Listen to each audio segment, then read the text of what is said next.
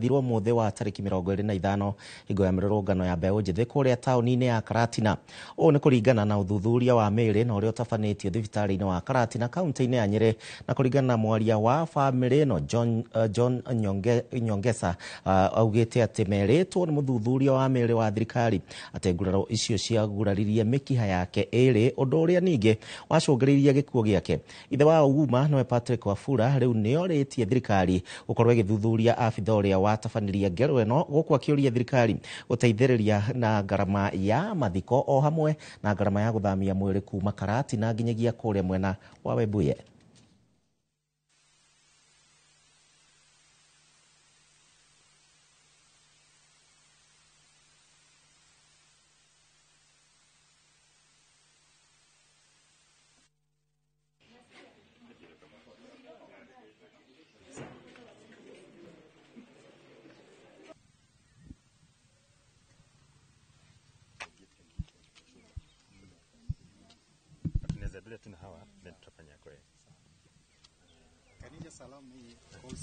Kulingana na kitu ambacho kimesababisha kifo cha mtoto wetu Kenneth Ouma, imekuwa ya kwamba alikufa kwa bullets, na bullets zilikuwa mbili.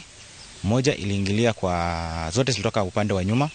Moja iliingilia mahali hapa, ikatokea hapa na ikaenda, na nyingine ikaingilia kwa mgongo upande wa right, na zote zilikuwa upande wa right. So ile ya chini ilikwama kwa kifua, na moja ikawa imerarua pipe ya kupeleka damu kwa kichwa, na ile ya kule chini ikawa imepasua ile pulmonary artery. Kwanza mwenye alipika alifiatua hiyo marisasi, kufuatana na demos najua kwamba live bullets hazitakani kutumika, na kama alitumia live bullets hiyo siwezi nikajua, lakini sasa serikali mimi naomba ya kwamba haki iweze kupatikana. And the cost is very expensive, na unaona kifo ilisababishwa carelessly with the stray bullets, na hii mzigo yote imerudi kwa familia, which is very painful and expensive on our side.